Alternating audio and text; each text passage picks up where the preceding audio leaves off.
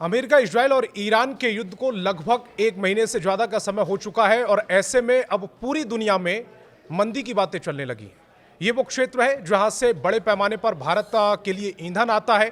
जिस गैस का इस्तेमाल हम और आप करते हैं वो गैस आती है और ऐसे में हालांकि भारत सरकार ने इस पूरे विकट सिचुएशन को बहुत सहजता के साथ अब तक संभाला है, लेकिन चर्चाएं बहुत सारी हो रही हैं। विश्व भर में ये चर्चा हो रही है कि पूरी दुनिया मंदी के दौर में जा रही है और मंदी के दौर को लेकर कई डर भी अब सताने लगे हैं। और ऐसे में आज इसी पर बातचीत करने के लिए हमारे साथ अर्थशास्त्री और फाइनेंस एक्सपर्ट शरद कोहली जी हैं। बहुत बहुत स्वागत सर आपका। थैंक यू सो मच संतोष, आपको और न्यूज़ 18 रीजनल के सभी फॉलोअर्स, व्यूअर्स, सब्सक्राइबर्स को मेरा अभिनंदन। सर, ये एक डर सता रहा है कि अमेरिका, इजराइल और जो ईरान का युद्ध चल रहा है इसको लेकर एक मंदी का डर सता रहा है। हालांकि अब तक भारतीय जो सरकार है उसने पूरी सिचुएशन को बहुत अच्छे से हैंडल किया है, लेकिन अब जो डर मंदी का है, सबसे पहले मंदी होती क्या है हमारे दर्शकों को, क्या भारत उसकी चपेट में आ सकता है, क्या पूरी दुनिया उसकी चपेट में आ सकती है, या ये वो डर है जिस डर को दिखाकर अमूमन बहुत सारे मुल्क पैसा भी कमाते हैं? देखिए, पहले आपने जो बीच में पूछा कि मंदी क्या होती है, ये मुझे लगता है सभी फॉलोअर्स, व्यूअर्स, सब्सक्राइबर्स को समझना ज़रूरी है। मंदी होती क्या है? मंदी की चर्चा तो बहुत लोग करते हैं, पर कुछ हिस्सा जानते हैं। पूरा हम उसको देख लेते हैं छोटे से में कि मंदी क्या होती है। मंदी वो होती है जहाँ पर दुनिया की जो जीडीपी है या देश की जीडीपी, ग्रॉस डोमेस्टिक प्रोडक्ट, वो बढ़ना रुक जाती है। और ऐसा माना जाता है कि दो लगातार क्वार्टर्स में, 2 तिमाही में अगर लगातार आपकी जीडीपी नेगेटिव हो जाए किसी देश की, तो उसको ऑफिशियली मंदी में घोषित कर दिया जाता है। ये इंटरनेशनल पैमाने हैं मंदी के। अब आपके जीवन में क्या होता है या किसी देश के पूरे परिदृश्य में क्या होता है? नौकरियां मिलनी कम हो जाती हैं, नौकरियां जाने लग जाती हैं, तनख्वाहें कम हो जाती हैं, बिजनेसेस की टर्नओवर गिर जाती है आपका। और मंदी में एक और किस्म होती है जो कि यहाँ पर अंदेशा लग रहा है, उसको बोलते हैं स्टैगफ्लेशन। स्टैगफ्लेशन में क्या होता है कि एक तरफ तो ग्रोथ रुक जाती है और दूसरी तरफ महंगाई बढ़ने लग जाती है। तो ये दोहरी मार है। आप सोचिए, एक तरफ आपकी कमाई नहीं बढ़ रही और दूसरी तरफ महंगाई और बढ़े जा रही है। नहीं तो नॉर्मली मंदिर में क्या होता है, एक तरफ आपकी कमाई गिरती है, दूसरी तरफ प्राइसेस, कीमतें भी नीचे जाती हैं। पर ये खतरनाक सिचुएशन ऐसी है जहाँ दोनों तरफ से आपके ऊपर अटैक होता है। तो छोटे छोटे जो बिजनेसेस हैं उनकी टर्नओवर गिर जाती है, उनका कामकाज कम हो जाता है। जिस व्यक्ति के यहाँ 10 लोग काम करते थे वो कहता भैया अब तो मैं तनख्वाह नहीं दे पा रहा हूँ, अब 2-3 लोगों से ही काम चला लूँगा।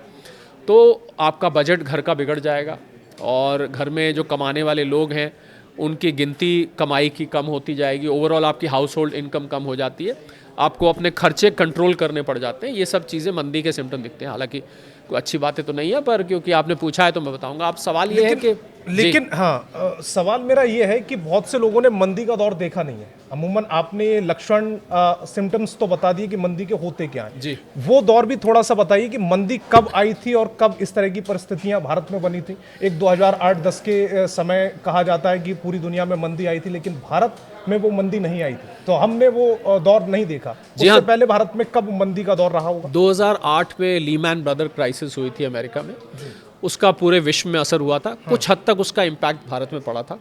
उससे पहले आपको याद होगा एक .com बबल फटा था बहुत पहले, जब .com कंपनीज लगातार एक के बाद एक बनने लगी थी। 2001 के आसपास की है तब।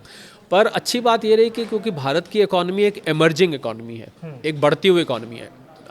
आर्थिक रूप से भारत में जो समस्याएं रही हैं, बेरोजगारी हो गई, अमीरी और गरीबी में जो बहुत बड़ा गड्ढा होता है वो हो गया, किसानी की समस्या, ये सब समस्याएं तो भारत में इंडिपेंडेंस के टाइम से चल रही हैं और काफ़ी हद तक इनका निस्तारण हुआ है। काफ़ी हद तक हो सकता है अभी कमी भी हो, पर भारत ने कभी उस प्रकार की मंदी रिसेंट मेमोरी में, जो लोग आपको सुन रहे हैं, मैं उम्मीद करता हूँ ज़्यादातर लोग सुनने वाले या तो युवा हैं या फिर वो 40 साल से कम उम्र के हैं। और अगर 40 साल से ज़्यादा, भारत में वो युवा में ही, हाँ, उनको हम युवा में ही गिनते हैं। 1990-91 में हुआ था जब भारत को अपना एक दफ़े सोना गिरवी रखना पड़ गया था, वो भी एक दौर था। पर इतनी बड़ी मंदी भारत में नहीं देखी गई है। पर ये होता क्या है संतोष, कि जो चीज़ पहले कभी नहीं हुई हम ये मान लेते हैं वो आगे भी नहीं होगी, परंतु ऐसा होता नहीं है। जो चीज़ पहले नहीं हुई कभी ना कभी वो पहली बार आती है। तो इसको देखते हुए अभी भी मुझे लग रहा है कि जो वैश्विक मंदी दस्तक दे रही है दुनिया में, दस्तक क्या दे रही है, मैं ये कहूँगा कि बहुत सारे देशों में जो अपने आप को विकसित कहते हैं वहाँ पर ये मंदी आई हुई है। और युद्ध से पहले ही ये मैं कुछ आपको नंबर्स बोलता हूँ जो आपको हैरानी होगी। फ्रांस, यूके, जर्मनी, इटली, ये वो जगह हैं जो अपने आप को विकसित कहती है। अमेरिका खुद, यहाँ पर किसी में ग्रोथ थी 0.2%, किसी में 0.7%, किसी में 0.8%। इसको मैं ग्रोथ नहीं मानता हूँ। ये खाली अपने आप को ज़बरदस्ती पॉजिटिव में रखने के लिए एक नंबर निकाल लिया जाता है। असल में ये पहले ही, युद्ध से पहले ही मंदी थी और अब तो सोने पे सुहागा। अमेरिका की देख लीजिए, इससे पिछला जो क्वार्टर था उसमें अमेरिका की ग्रोथ 4.4% थी। जो पिछले क्वार्टर के आंकड़े आए अभी हाल में कुछ हफ्ते पहले, वो 1.4% के आए हैं। तो आप लगाइए कि 1.4, और मुझे यहाँ भी ऐसा ही लगता है कि असल में मंदी है, पर इसको नहीं, मैं अमेरिका की बात कर रहा हूँ, पर इसको ऊपर रखने के लिए सिर्फ 1.4% बताई जा रही है। अब जो आने वाला क्वार्टर होगा उसमें भी हालत खराब रहने वाली है, इसमें तो कोई दो राय नहीं, क्योंकि जो देश युद्ध में जाता है ये हो नहीं सकता कि उसकी अर्थव्यवस्था पे असर ना हो। ये कैसे हो सकता है? भारत में क्योंकि ग्रोथ रेट 7-8% के आसपास है, 7 और 8 के बीच में, तो देखिए भारत भी दुनिया का एक हिस्सा है, एक ग्लोबल परिवार का हिस्सा है, तो कुछ ना कुछ इसका आँच यहाँ पर भी आएगी। हो सकता है हमारी ग्रोथ रेट 7 की बजाय 6, 6.5 रह जाए, तो कुछ ना कुछ ग्रोथ की रफ्तार में। और अभी तो सबसे बड़ी बात संतोष इसमें यह है कि इस युद्ध का कहीं अंत नज़र नहीं आ रहा है। ये अभी कितने दिन और चलेगा हमें ये नहीं पता। क्या इसमें और देश भी शामिल हो जाएंगे आगे जाके, हमें ये नहीं पता। क्या इसमें जो पावर प्लांट, सैलिनाइजेशन प्लांट्स हैं, उन पे हमला हो जाएगा, हमें ये नहीं पता। हमें ये भी नहीं पता कि ये युद्ध के क्रूड ऑयल की प्राइसेस अभी कितनी ऊपर जाएंगी। और सबसे बड़ी बात जो हमें नहीं पता है कि क्या ये युद्ध न्यूक्लियर हो जाएगा, क्या इसमें न्यूक्लियर का प्रयोग होगा। क्योंकि अगर ये सब होता है जो मैंने कहा, तो फिर ये जो मंदी की आहट है ये और तेज़ सुनाई देने लग जाएगी, और आपको मंदी भारत तक, जो दस्तक मैं कह रहा हूँ भारत तक उसकी आँच आ सकती है, वो आँच और तेज़ भी हो सकती है। क्योंकि और देखिए, खाली संकट पेट्रोल, क्रूड, डीजल, गैस, खाली इसका संकट नहीं है। आप देखिए, आज ही मैंने देखा कि भारत का बहुत सारा इंपोर्ट रुका पड़ा है। इलेक्ट्रिकल आइटम है, इलेक्ट्रॉनिक आइटम्स हैं, पेंट इंडस्ट्री पे, केमिकल इंडस्ट्री पे, फर्टिलाइज़र इंडस्ट्री पे, किसानियों यूरिया, डीएपी की कमी देखी जा सकती है। तो कुल मिला के देखें हम एक्सपोर्ट, चलिए ये तो रही इंपोर्ट की बात, शायद बहुत कम लोग जानते हैं कि हमारे एक्सपोर्ट भी प्रभावित हुए हैं। इस समय करीब 10-12 हज़ार जहाज खड़े हुए हैं, स्ट्रेट ऑफ हॉर्मुज में इंतज़ार कर रहे हैं। भारत के लगभग 20 से ज़्यादा बंदरगाहों पर बहुत सारे जहाज खड़े हैं जहाँ सब्ज़ी और फल जाता है, उसको फेंकने की नौबत आ रही है। तो देखिए मंदी में क्या है, अब सामान अगर नहीं आता है यहाँ पर तो वो फैक्ट्री का काम रुकता है। फैक्ट्री का काम रुकता है तो वहाँ जो लोग काम काज कर रहे हैं उनको तनख्वाह देनी मुश्किल हो जाएगी। तो कुछ ना कुछ असर इसका ज़रूर होगा। और सबसे बड़ा जो मंदी भारत में जो इसका असर होने वाला है, अगर ये और लंबा जाता है तो क्या होता है, भारत की जो अर्थव्यवस्था है संतोष, वो बनती है कंजम्पशन से। कंजम्पशन का मतलब है आप और हम जाके जब दुकानों से गुड्स खरीदते हैं, सामान खरीदते हैं, सर्विसेज खरीदते हैं। अब जब महंगाई बढ़ती है तो आप अपने बजट को कट करते हैं। जो चीज़ आप 2 किलो लेते थे वो आप 1.5 किलो लेना शुरू कर देंगे, फिर आप 1 किलो लेना शुरू कर देंगे। हो सकता है उसका कोई सस्ता विकल्प आप ढूंढने लग जाएं। ये भी हो सकता है कि आप उस चीज़ को कोशिश करेंगे कि इस्तेमाल ना करें। तो इसकी वजह से क्या होता है, आप देखिए इसको समझिए, इसकी वजह से डिमांड गिरती है। और क्योंकि भारत की अर्थव्यवस्था डिमांड से चलती है, अगर डिमांड गिरेगी तो जो दुकानदार बेच रहा है, ध्यान दीजिएगा इस पर मैं कैसे इसको कनेक्ट कर रहे हैं। डिमांड गिरती है, जो दुकानदार बेच रहा है उसको दुकान पे सामान कम लाना पड़ेगा, वो आगे होलसेलर से कम लेगा, वो आगे स्टॉकिस्ट से कम लेगा। स्टॉकिस्ट से मैसेज फैक्ट्री पे जाएगा, भैया ये सामान अभी हमें नहीं चाहिए। तो फैक्ट्री अपनी पूरी कैपेसिटी पे काम नहीं करेगी। अगर फैक्ट्री पूरी कैपेसिटी पे काम नहीं करेगी तो उसके यहाँ जो लोग काम करते हैं या जो वो कच्चा माल लेता है, उसको कच्चा माल भी ज़्यादा नहीं चाहिए, जितने लोग काम करते हैं उतने लोग भी नहीं चाहिए। तो आप देखिए नौकरियाँ धीरे धीरे कट होने लगती है। पहले ही संतोष आर्टिफिशियल इंटेलिजेंस की वजह से दुनिया भर में नौकरियां जा रही हैं, टेक्नोलॉजी क्षेत्र में भी ज़्यादा जा रही हैं, और धीरे धीरे आपको ये बाकी के जहाँ पर डेस्क वर्क होता है, रेपिटेटिव वर्क होता है, जहाँ पर डेटा एंट्री टाइप काम होता है, वहाँ पर आपको पहले ही, इस युद्ध से पहले ही नौकरियों पे खतरा बना हुआ था। तो मुझे लग रहा है नौकरियों पे ये दोहरी मार पड़ सकती है अगर ये महंगाई का बम भारत में फट गया। तो लड़ाई तो वहाँ हो रही है, पर हमारे यहाँ क्योंकि क्रूड ऑयल की कीमत बढ़ने से क्या होता है, इसको हम इकोनॉमिक्स की भाषा में कहते हैं संतोष, कैस्केडिंग और रिपलिंग इफेक्ट। यानी कि उसका असर धीरे धीरे करके आपके रोज़मर्रा के सामान पर, किचन पर, आपकी ग्रोसरीज पर, यहाँ पर इसका असर देखने को मिलता है। तो इसलिए महंगाई बम भारत के लिए मैं समझता हूँ सबसे कठिन होगा। दो एंड पे समस्या है, एक तो क्रूड ऑयल और गैस की कीमतें, दूसरा इनकी सप्लाई, यानी कि अगर इनकी सप्लाई कम होती है तो हमें वैसे शॉर्टेज दिखने लग जाएगी, जो अभी हाल में आपको एलपीजी सिलेंडर्स वगैरह में दिक्कत दिखाई देने लगी। एक तो वो दिक्कत है, दूसरा कीमतें जब बढ़ेंगी तो कैसे, ये ऐसी चीज़ें, अब गैस ऐसी चीज़ है आपको इस्तेमाल करनी पड़ेगी, कुछ चीज़ें ऐसी हैं बेसिक जो ज़िंदगी में इस्तेमाल होती हैं उनको आपको महंगा ही खरीदना पड़ेगा। तो मुझे लग रहा है हमारे यहाँ मंदी का जो असर होगा वो महंगाई की वजह से होगा, अगर होता है। अब ये हर दिन बीतता हुआ युद्ध का हमें उस मंदी की आहट और तेज़ सुनाती हुई दिखाई देगा, ये मैं कह सकता हूँ। लेकिन मंदी को तो आपने बहुत अच्छे से डिफाइन कर दिया। अब दिक्कत ये है कि ये स्थिति फिलहाल भारत में नहीं है, जैसा भी आपने बताया, लेकिन लोग डरे हुए हैं। जैसे हमने गैस वाले मामले में देखा कि लाइनें पहले से लगने लगी हैं। वो भ्रम वाली स्थिति होती है भारत में, कहा जाता है कि एक ने कहा, दूसरे ने सुना, बात तीसरे तक पहुंची और बात फिर पहुंचते पहुंचते इतने लोगों तक पहुंच जाती है कि स्थितियां ऐसी बन जाती हैं कि आपको लाइन नजर आने लगती है। अगर मंदी जैसी स्थिति पैदा होती है पूरी दुनिया में, जब पूरी दुनिया में स्थिति पैदा होगी तो भारत भी उसकी चपेट में आएगा। लोगों को सुझाव क्या देते हैं? देखिए, मंदी में एक और ख़ास बात है जो आपने पूछा, उसी में से बात निकल के आती है कि मंदी जब आई नहीं भी होती और दूर होती है, तो दूर होके अगर दिख जाती है आती हुई, तो वो जो जब दिख जाती है ना तो उसकी चर्चा शुरू हो जाती है। तो जब चर्चा शुरू होती है तो लोग अपना कामकाज थोड़ा सा सीमित करना शुरू कर देते हैं। मैंने दो व्यापारियों को बात करते हुए सुना, कोई किसी चीज़ का ऑर्डर दे रहा होगा, अरे भैया अभी ऐसा करो, आप 1 टन माल भेजते हो, आप ऐसा करो आधा टन ही भेजो, क्योंकि यार आजकल थोड़ी युद्ध की परिस्थिति बनी हुई है तो हम ज़्यादा नहीं लेना चाहते, आप समझ रहे हैं। तो एक साइकोलॉजिकल असर मंदी का आपके बिजनेस पर पड़ने लगता है और ये चेन रिएक्शन होता है एक से दूसरे व्यक्ति को, यार वो कह रहे थे कि मंदी सी आ रही है, वो कह रहे थे मंदी सी आ रही है, सुना है मंदी आ रही है, वगैरह वगैरह। तो मुझे लगता है कि मंदी में एक आपने कहा कि लोगों को क्या करना चाहिए, बहुत अच्छा सवाल है, क्योंकि ये लोग समझते हैं अगर मंदी आती है तो हमें क्या करना चाहिए ऐसे में। अगर यहाँ आती है, पहले तो अगर मैं शब्द जरूर साथ में लगाऊंगा, क्योंकि हम किसी को इस तरीके से युद्ध कितना लंबा एग्जैक्टली भारत सरकार का रिएक्शन कैसा है उस पर एग्जैक्टली तो बहुत अच्छे से उसने हैंडल किया है। हाँ, पर आगे अगर देखिए एक लिमिट के बाद अगर जाता है तो कुछ हद तक सरकार को भी कठिन निर्णय लेने पड़ सकते हैं। तो अगर मंदी आती है तो इसमें आपको पहले क्या करना होता है कि आपको अपने बड़े खर्च वो थोड़े से टाल देने चाहिए। बड़े खर्च से मेरा मतलब है, मान लीजिए आपने मकान खरीदना है, आपने निर्णय जिसके लिए कुछ लाख रुपए चाहिए होते हैं, कई बार करोड़ भी चाहिए होते हैं, तो उसको अगर आप टाल सकते हैं, अगर ज़रूरी नहीं है तो उसको थोड़े टाइम के लिए टाल दीजिए। क्योंकि मंदी में, संतोष ध्यान दीजिएगा, मंदी में आपके हाथ में लिक्विडिटी होनी चाहिए, यानी कि आपके बैंक में, आपके फिक्स्ड डिपॉजिट्स में ऐसा पैसा होना चाहिए, ध्यान दीजिएगा, जिस पैसे को आप जल्दी से निकाल सकते हैं। आपको जब ज़रूरत पड़े तो आप एक आध दिन के अंदर ही आप इस पैसे को निकाल सकते हैं। क्योंकि जब आपका घर का बजट बिगड़ता है तो ऐसे में आपकी कमाई तो बढ़ नहीं रही, उधर बजट बढ़ गया। अब आप ये थोड़ी ना आप जाके अपने एम्प्लॉयर को कहेंगे, साहब ये महंगाई की वजह से मेरे को 10,000 रुपये महीना आप किचन पे फालतू खर्च करने पड़ रहे हैं, कृपया करके मेरी 10,000 सैलरी बढ़ा दीजिए। ऐसा तो होता नहीं है, कह के देखिए, मुझे नहीं लगता कि मानेंगे।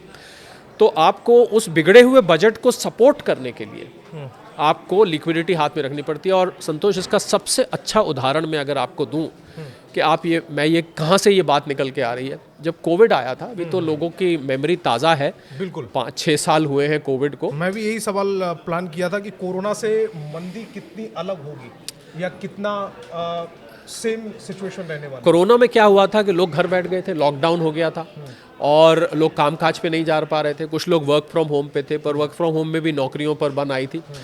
वही लोग लॉकडाउन को आराम से सह पाए, काट पाए, जिन लोगों के हाथ में संतोष लिक्विडिटी थी, यानी कि उनके बैंक में सफिशिएंट पैसा था, पर्याप्त धन था, जो उनको 4-5-6 महीने तक गुजारा करवा पाए।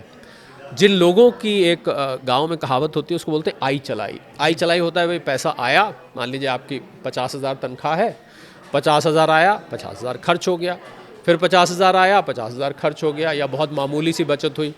जिन लोगों के पास बचत नहीं है उन लोगों को मंदी ज़्यादा प्रभावित करती है। तो ऐसे में आपको आपको लिक्विडिटी रखनी चाहिए। अब सवाल ये आता है इसमें संतोष कि अगर लिक्विडिटी रखनी चाहिए तो लिक्विडिटी जो मेरे निवेश में पैसे हैं तो वो निवेश भी ऐसी जगह करना चाहिए जहाँ पर आपका पैसा ज़्यादा देर तक फंस ना जाए। और इसमें सबसे बड़ी गलती लोग करते हैं कि लोग रियल एस्टेट में ज़्यादा पैसा डाल देते हैं। रियल एस्टेट से मेरा मतलब है कि जो आप बिल्डिंग में, अपार्टमेंट्स में, फ्लैट्स में, यहाँ पर ज़्यादा पैसा डाल देते हैं। इसमें से पैसा निकालना बहुत कठिन है। अब आप मकान कहें मैं कल बेच के निकाल लूँ तो नहीं निकलेगा। मकान बेचने में कई बार महीनों लग जाते हैं, कई बार तो सालों भी लग जाते हैं। अच्छा, आपने जब बेच भी दिया तो पेमेंट 60 दिन में, कहीं 90 दिन में, कहीं 30 दिन में, इतनी जल्दी पेमेंट नहीं आती है।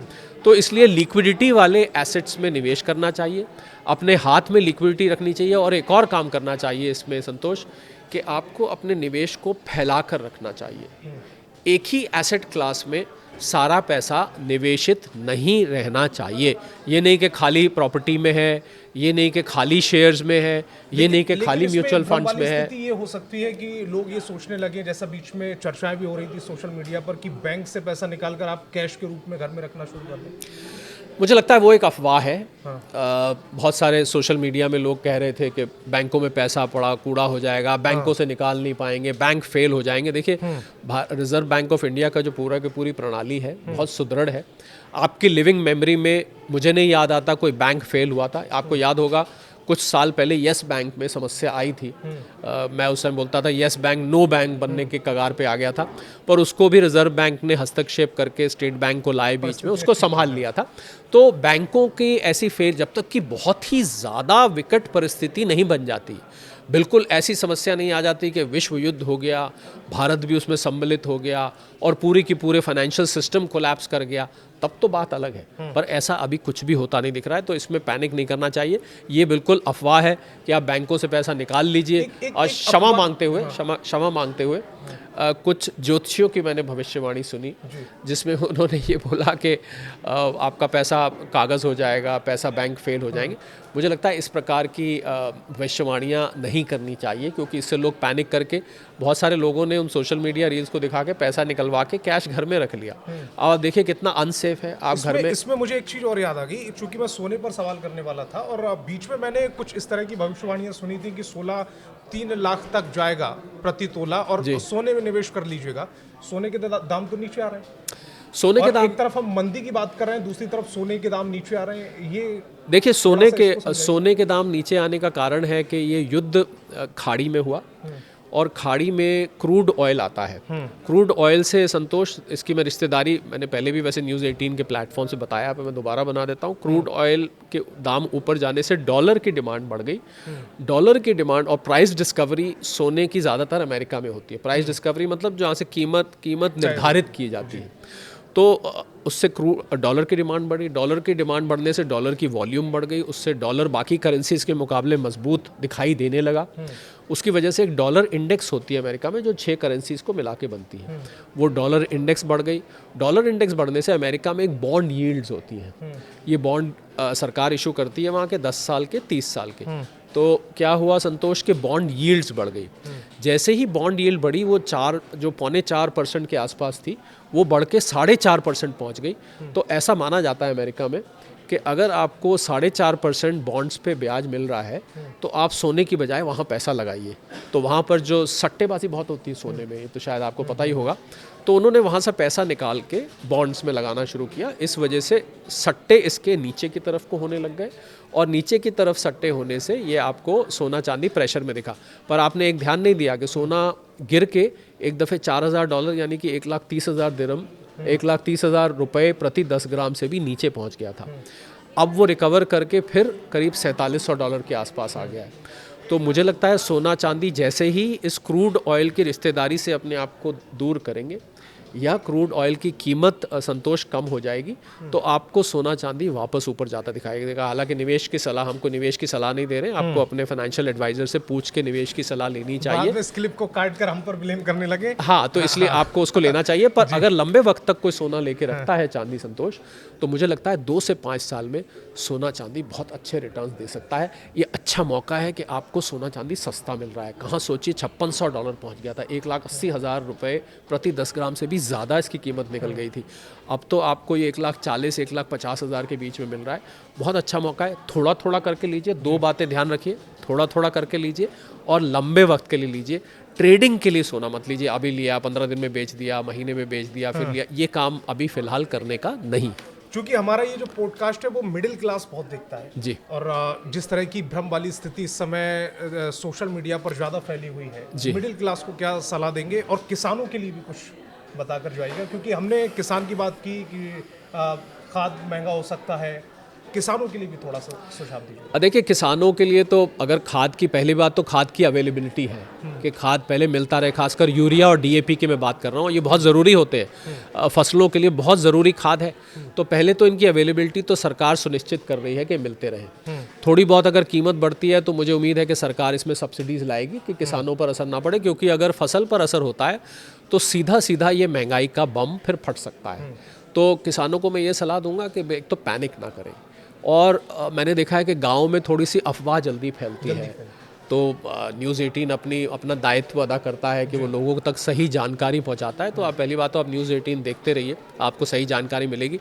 तो किसानों भाइयों के लिए मेरी यही सलाह है कि एक तो अफवाह में ना आए, दूसरा आप कोई अगर आपको गलत बताकर यूरिया या डीएपी जैसे फर्टिलाइज़र कहता है, मैं आप ब्लैक में ले लीजिए, प्रीमियम में ले लीजिए, उस बहकाए में मत आइए।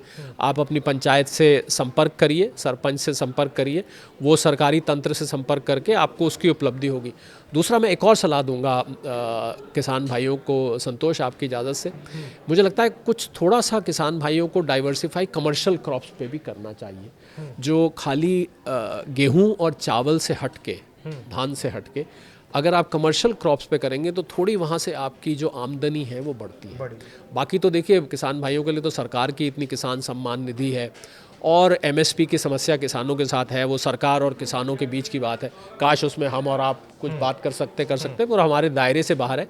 तो मुझे लग रहा है पैनिक नहीं करना चाहिए और अफवाहों पे विश्वास नहीं करना चाहिए। ये मैं किसान भाइयों के लिए कहना चाहूँगा। मिडिल क्लास के लिए जैसा मैंने कहा कि अपने रिसोर्सेज को थोड़ा बचा के रखिए। एक शब्द होता है, अच्छा तो नहीं मानते, कंजूसी। तो कंजूसी तो अच्छी नहीं मानी जाती, पर मुझे लग रहा है कभी कभी थोड़ी सी कंजूसी फ़ायदेमंद होती है। अपने रिसोर्सेज को ज़ाया मत कीजिए। जैसे मैंने देखा है लोग बहुत फालतू खर्च कर देते हैं, कहीं बाहर गए, 1000 रुपये का बजट लेके गए, जाके 2-2.5 हज़ार खर्च कराए। अच्छा, शॉपिंग करने गए, मान लीजिए 2000 की शॉपिंग करनी है, आजकल आप स्टोर में जाइए या ऑनलाइन लेके बैठिए, पता लगा 4-5 हज़ार की शॉपिंग कर दी।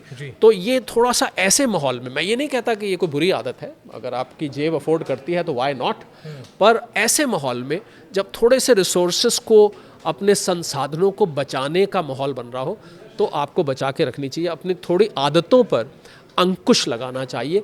कम से कम इसको अगर सीधे शब्दों में कहें तो जरूरत पर आप जरूर खर्च करें, हाँ, बाकी आप जहां पर रोक सकते हैं फजूल खर्च इन दिनों में रोक दीजिए। मैं देखिए, वो कहेंगे भाई पैसा हमारा, खर्चना हमने, आप कौन होते हैं हमें मना करने वाले, ये लोग कमेंट कर सकते हैं। सिर्फ जब तक ये माहौल है, यानी कि जब तक ये थोड़ा सा युद्ध का माहौल है, क्योंकि इसकी मैं बार बार हम यही बात कह रहे हैं संतोष, मैं फिर दोहराना चाहूँगा, क्योंकि हमें ये मालूम नहीं कि युद्ध कितने दिन जाएगा, हमें ये नहीं मालूम कि इसमें अभी न्यूक्लियर इस्तेमाल होगा, जो मैंने सारे पहले शब्द दोहराए थे।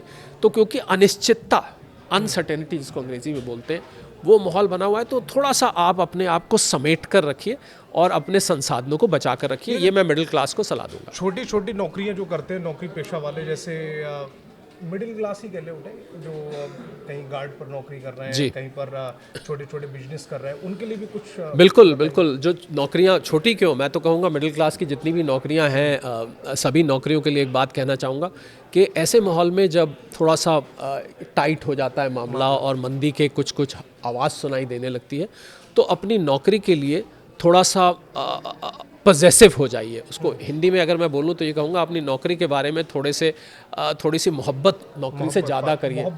हाँ, क्योंकि अगर आप जेब में हर वक्त रेजिग्नेशन लेटर लेके घूमते रहेंगे कि ज़रा सी कहीं खटपट हुई, ज़रा सी कोई बात अच्छी नहीं लगी, उठा के ये लो भैया तुम्हारी नौकरी, मेरे बस की नहीं है यहाँ काम करना, यार यहाँ तो माहौल जो है अब और हो चुका है, वगैरह वगैरह से बहुत सारी बातें सुनने को मिलती। मंदी जब आ रही हो तो ये काम नहीं करना चाहिए, क्योंकि हो सकता है जिस नौकरी को आप लात मार कर आएँ दूसरी नौकरी मिलने में समय लग सकता है। ये भी हो सकता है संतोष कि वैसी नौकरी फिर ना मिले, ये भी हो सकता है कि उतनी तनख्वाह ना मिले। तो इसलिए थोड़ा अपनी नौकरी के बारे में ज़रा सा पॉजिटिव हो जाइए, नौकरी को बहुत हल्के में मत लीजिए।